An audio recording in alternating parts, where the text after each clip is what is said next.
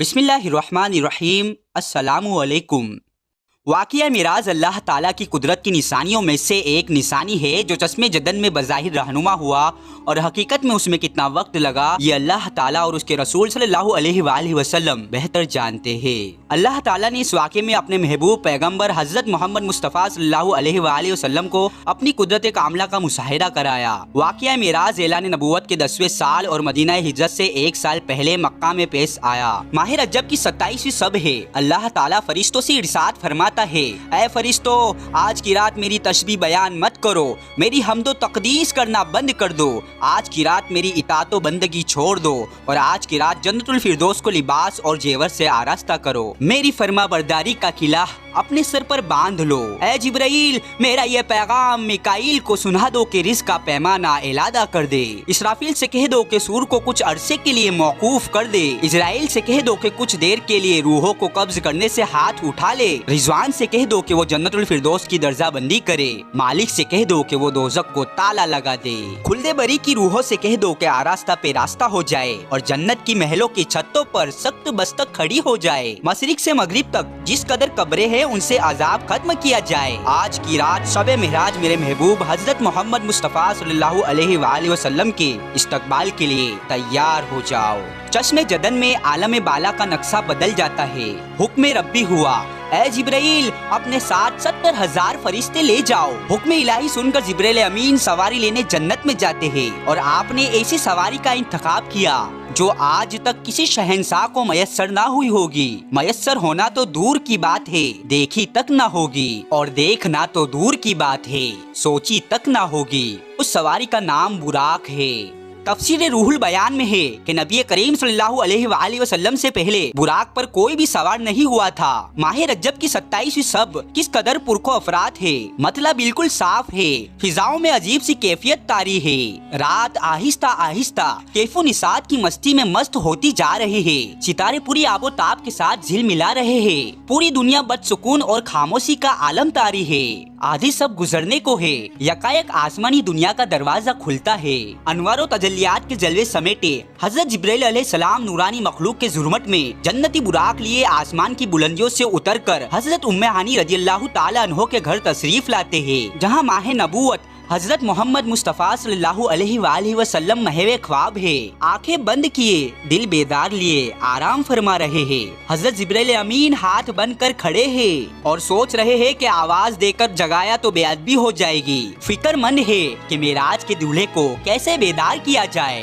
اس وقت حکم ربی ہوتا ہے، یا جبرائیل طبل قدمی آئے جبرائیل، اے جبرائیل میرے محبوب کے قدموں کو چوم لے تاکہ تیری لبوں کی ٹھنڈک سے میری محبوب کی آنکھیں کھل جائے، تجھ کو میں نے اسی دین کے واسطے کافور سے پیدا کیا تھا۔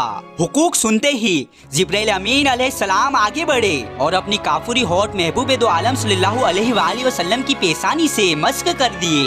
یہ منظر بھی کس قدر حسین ہوگا جب جبرائیل امین علیہ السلام نے فقر کائنات حضرت محمد مصطفیٰ صلی اللہ علیہ وآلہ وسلم کے قدموں کو بوسہ دیا۔ حضرت جبرائیل امین کی ہونٹوں کی ٹھنڈک پا کر حضور نبی کریم صلی اللہ علیہ وآلہ وسلم بیدار ہوتے ہیں اور دریافت کرتے ہیں، اے جبرائیل کیسے آنا ہوا؟ عرض کرتے ہیں، یا رسول اللہ صلی اللہ علیہ وآلہ وسلم، اللہ تعالیٰ کی طرف سے بلاوے کا پروانہ لے کر حاضر ہوا ہوں۔ یا رسول اللہ صلی اللہ علیہ وآلہ وسلم، اللہ تعالیٰ آپ کی ملاقات کا مستحق ہے۔ حضور صلی اللہ علیہ وآلہ وسلم تشریف لیے زمین سے لے کر آسمانوں تک ساری بزرگاہوں پر مستاق دید کا ہجوم ہاتھ باندھے کھڑا ہے، چنانچہ آپ صلی اللہ علیہ وآلہ وسلم نے سفر کی تیاری شروع کر دی۔ حضور صلی اللہ علیہ وآلہ وسلم نے براق کا حلیہ بیان کرتے ہوئے ارشاد فرمایا، اس کا سینہ یاقوت کے معنی چمک رہا تھا، اس کی پیٹھ پر بجلی گونجتی تھی، ٹانگیں ہرن کی تھی، سر اور گردن یاقوت سے بنائی گئی تھی، اس کی پیشانی پر لا الہ الا اللہ محمد الرسول اللہ لکھا ہوا تھا، اس کے بازو پریوں کی طرح تھے۔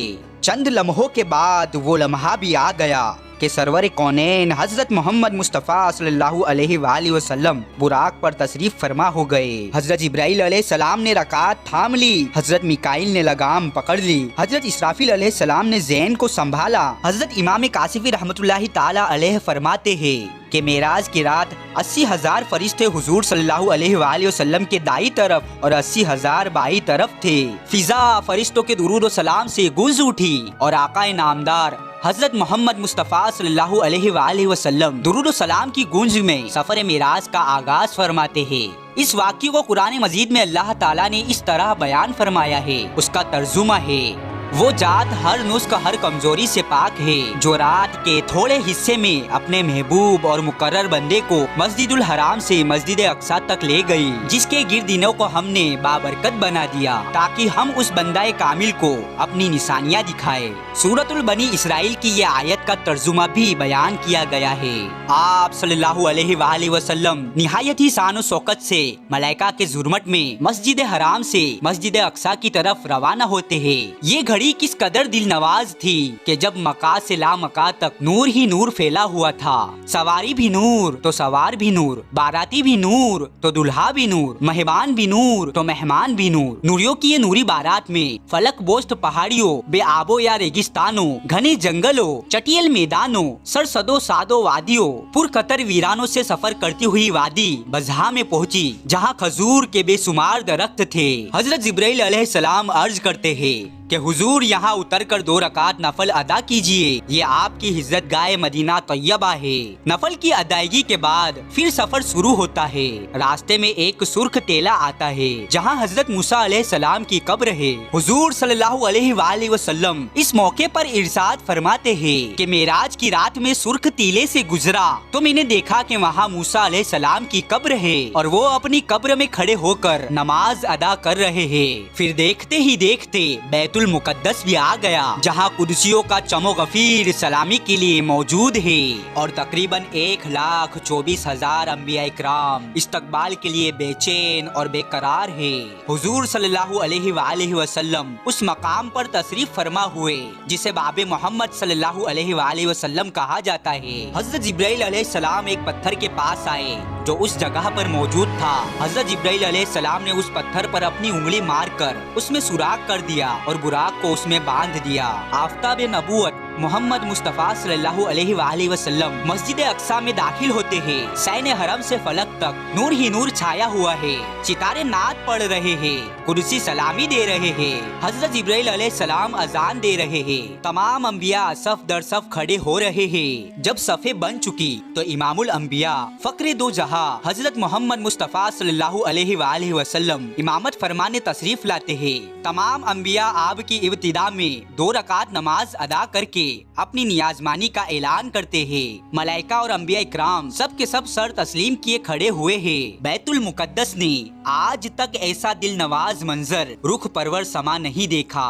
وہاں سے پاریخی عظمت و رفعت کے پرچم پھر بلند ہونا شروع ہوتے ہیں۔ درود و سلام کی فضا ایک مرتبہ پھر گونج اٹھتی ہے۔ سرور کونین صلی اللہ علیہ وآلہ وسلم نوری مخلوق کے زرمٹ میں آسمان کے طرف روانہ ہوتے ہیں اور یہاں سے پھر وہ واقعہ معراج شروع ہوتا ہے۔ یہاں سے پھر وہ معاملہ شروع ہوتا ہے۔ حضور نبی کریم صلی اللہ علیہ وآلہ وسلم فرماتے ہیں کہ مجھے جب اوپر لے جایا گیا، براق کی رفتار کا یہ عالم تھا کہ جہاں نگاہ کی انتہا ہوتی وہاں براق اپنا پہلا قدم رکھتا، فوراً ہی پہلا آسمان آ گیا۔ حضرت جبرائیل علیہ السلام نے دروازہ کھٹکھٹایا۔ دربان نے پوچھا کون ہے؟ جواب دیا جبرائیل۔ دربان نے پوچھا تمہارے ساتھ کون ہے؟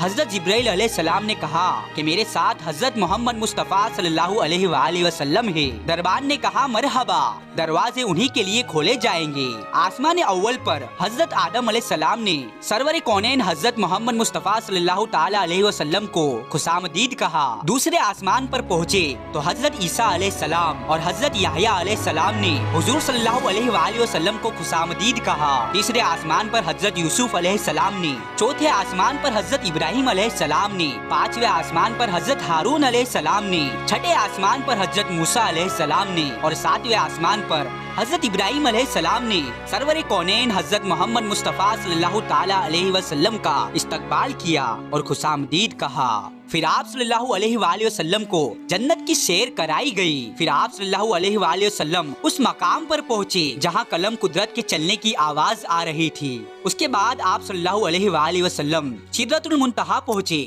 سدرہ وہ مقام ہے کہ جہاں مخلوق کی علوم کی انتہا ہے۔ فرشتوں نے عزم طلب کیا کہ اے اللہ، تیرے محبوب تشریف لا رہے ہیں، ان کے دیدار کی ہمیں بھی اجازت عطا فرمائیے۔ اللہ تعالیٰ نے حکم دیا کہ تمام فرشتے سدرۃ المنتہا پر جمع ہو جائے اور جب میرے محبوب کی سواری آئے تو سب زیارت کر لے۔ چنانچہ ملائکہ سدرۃ المنتہا پر جمع ہو گئے اور جمال محمد صلی اللہ علیہ وآلہ وسلم کو دیکھنے کے لیے سدرۃ المنتہا کو ڈھانک دیا۔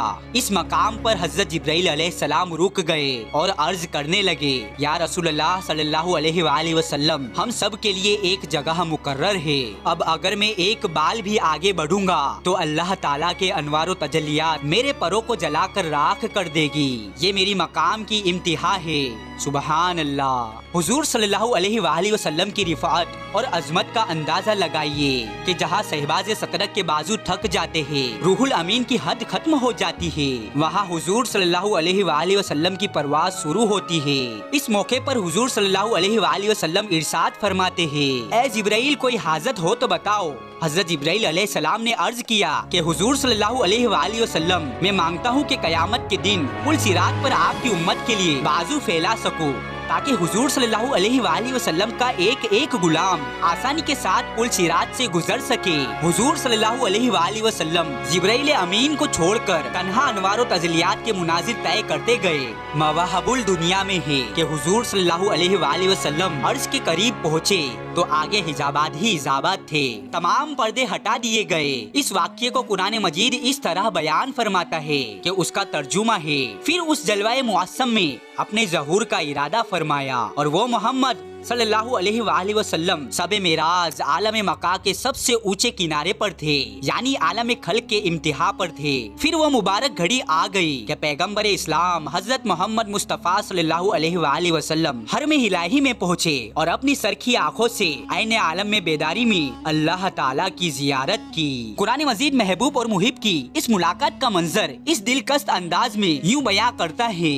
اس کا ترجمہ ہے، پھر وہ رب العزت اپنے حبیب حضرت محمد مصطفیٰ صلی اللہ علیہ وآلہ وسلم سے قریب ہوا، پھر اور زیادہ قریب ہو گیا، پھر جلوہ حق اور حبیب مکرم صلی اللہ علیہ وآلہ وسلم صرف 2 کمانوں کی مقدس کا فاصلہ رہ گیا یا اس سے بھی کم۔ اس واقعے میں اللہ تعالیٰ کی قدرت کی بڑی بڑی نشانیاں موجود ہیں۔ یہ ساری کائنات جو کہکانہ قدرت ہے اور اس کہکانہ قدرت کا مالک حقیقی اللہ تعالیٰ ہے۔ جب اللہ تعالیٰ نے اپنے محبوب پیغمبر کو اپنی قدرت کی نشانیاں دکھانے کے لیے بلوایا، اس میں کتنا وقت لگا اس کا اندازہ ہم نہیں لگا سکتے۔ اللہ تعالیٰ جو ہر شے پر قدرت رکھتا ہے، اس رب کائنات نے اس کہکانہ عالم کو ایک دم بند کر دیا، سوائے اپنے محبوب صلی اللہ علیہ وآلہ وسلم اور ان چیزوں کے جنہیں حضور صلی اللہ علیہ وسلم نے مقرر پایا۔ باقی تمام کائنات کو ٹھہرا دیا گیا، چاند اپنی جگہ ٹھہر گیا، سورج اپنی جگہ رک گیا، حرارت اور ٹھنڈک اپنی جگہ رک گئی، حضور صلی اللہ علیہ وآلہ وسلم کی بستر کی حرارت اپنی جگہ قائم رہی،